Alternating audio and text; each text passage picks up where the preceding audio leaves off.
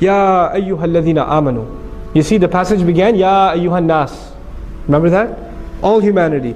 But Allah is saying, all of humanity has disappointed me. So the responsibility falls on you. Let me teach you what you will do to appreciate Allah. Here's how you appreciate Allah. Ya ayyuhalladhina amanu. Irka'u wasjudu. Make ruku', make sajda. What is both of these things referring to? Salat. The first act Allah teaches first He complained about humanity, that you're not doing your job in appreciating me. You believers, it's your turn.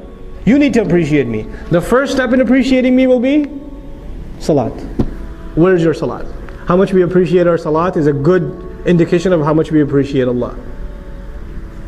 How active, how vigilant we are in getting up out of bed.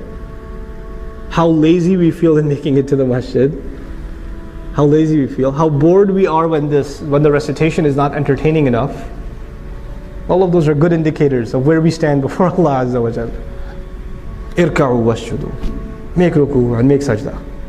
And irka'u wasjudu are parts of salat, but they're also attitudes. You know, somebody who doesn't know about prayer, doesn't know about the Muslim prayer. A non-Muslim guy walks by and he sees people making salat. He's going to notice these people are standing with their head down, holding their head. They're humble before somebody. Then they put their heads down like this halfway. Wow, they got even more humble. And when they got up, what happened next? Face on the ground, they got really humble. In other words, he's noticing that there's a progression in their humility to Allah, to whoever they're worshipping.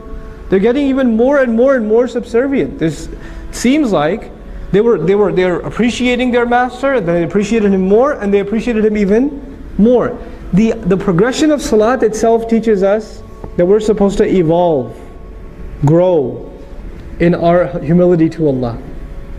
That's a really important point, especially if it has to do with Islamic work. You know what happens with people when they get involved with Islamic work? I'm no exception. All of us can be victim to this. The more tenured, the more experienced you get in Islamic work, the more full of yourself you get. I know what this stuff is. You're a rookie. You're a newbie.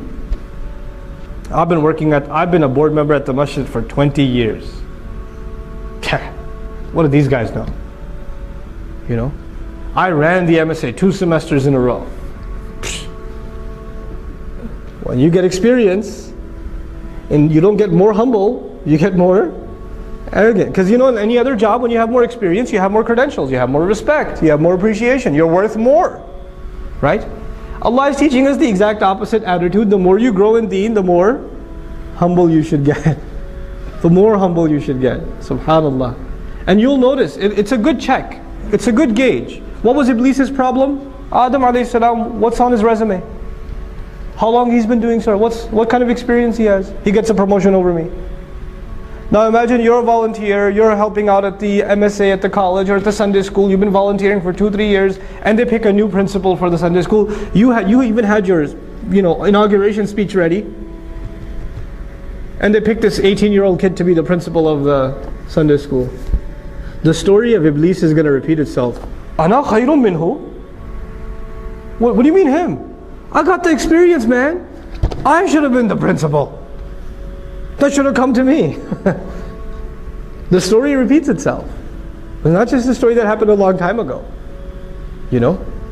So this idea, as the more we serve, the more we're going to become humble. The extreme of humility, wasjudu. Then from there, because these two things still in the end, in essence, refer to salat. They refer to salat. What about in between the salawat? وَاعْبُدُوا رَبَّكُمْ, and enslave yourselves and worship your master. In other words, now that ruku' and sajda is done, that's not the only ibadah. You understand ibadah is more than that. Ibadah is an attitude. I'm a slave. I'm here to serve. Ibadah is how I walk, how I talk, how I think about myself, how I think about others. Your entire attitude gets transformed because of prayer. Prayer is actually a very big part of a Muslim's personality, not just our behavior. Prayer, we think of it as a behavior. But prayer actually, the daily salawat, they're supposed to have a really direct effect on how we think. Our attitudes, our thought process, our mentality. Between Dhuhr and Asr, my thoughts are going to be impacted by the Dhuhr prayer.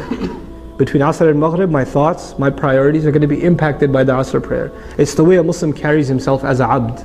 That's shaped. That's what the salawat do. You know how pillars hold a building together? The salawat hold our day together. They hold our day together. In between, the between hours are dictated by what quality of salat we have. Now if the salat itself becomes empty, if the salat becomes just cardiovascular exercise, this just becomes a review session for Surah Al-Ikhlas and Surah Al-Kawthar, because you don't have time for anything more. You know? If it just becomes that, you're not going to see a change in your personality.